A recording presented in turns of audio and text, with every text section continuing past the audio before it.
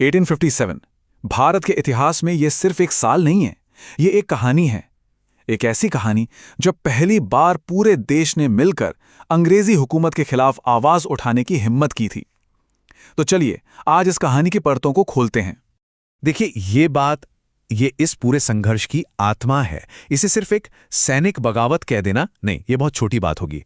असल में ये पूरे भारत की तरफ से आजादी के लिए लगाई गई पहली बड़ी हुंकार थी।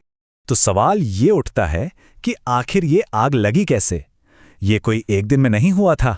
नहीं, ये तो सालों से दबा हुआ गुस्सा था जो बस एक चिंगारी का इंतजार कर रहा था। अब दिलचस्प बात यह है कि अंग्रेजों ने किसी एक को नहीं बल्कि समाज के हर तबके को नाराज कर दिया था। किसानों पर भारी भरकम लगान, राजाओं से उनकी रियासतें छीन लेना और तो और भारतीय संस्कृति और धर्म का मजाक बनाना। लोग चुप थे, पर अंदर ही अंदर गुस्सा बढ़ता जा रहा था। और फिर वो चिंगारी भड़की जिसने सब कुछ बदल कर रख दिया। एक नई राइफल आई जिसके कारतूस को सैनिकों को मुंह से दांतों से काटकर खोलना पड़ता था, और अफवाह ये थी कि उस पर गाय और सूअर की चर्बी लगी है।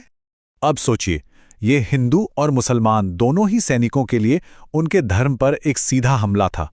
अब ये मामला सिर्फ एक कारतूस का नहीं रह गया था, नहीं, ये उनके धर्म के सम्मान की बात बन चुका था। और बस यहीं से एक छोटी सी चिंगारी पूरे देश में फैलने वाली आग बन गई। आइए देखते हैं कि ये कैसे हुआ। 10 मई 1857 मेरठ में भारतीय सिपाहियों ने बगावत कर दी, पर वो वहीं नहीं रुके। वो सीधा दिल्ली की तरफ चल पड़े और मुगल बादशाह बहादुर शाह जफर को पूरे हिंदुस्तान का सम्राट घोषित कर दिया। ये एक बहुत बहुत बड़ा कदम था।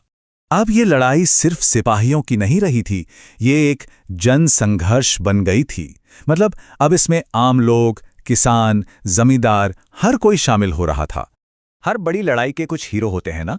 चलिए इस क्रांति के कुछ ऐसे ही अमर नायकों से मिलते हैं जिन्होंने अपने साहस से इतिहास में अपना नाम हमेशा के लिए दर्ज करा लिया।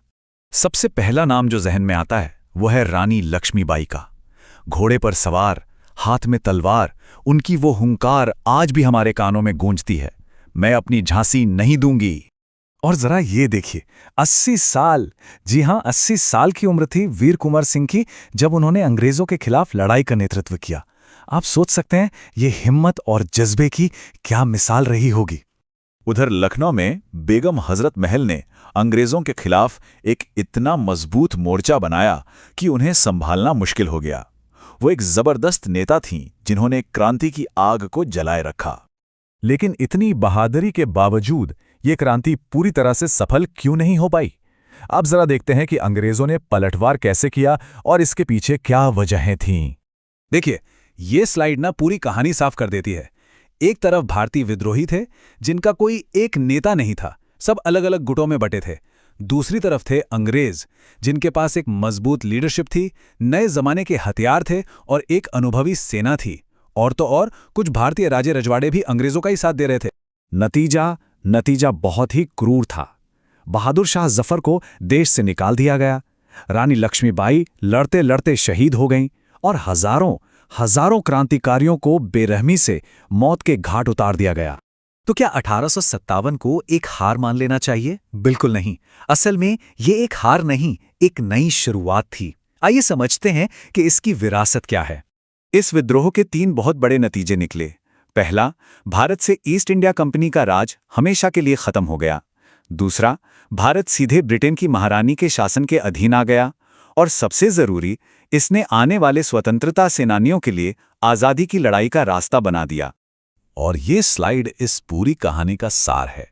1857 में जो आग लगी थी वो असल में कभी बुझी ही नहीं, वो 90 सालों तक अंदर ही अंदर सुलगती रही और 1947 में आजादी की ज्वाला बनकर सबके सामने आई।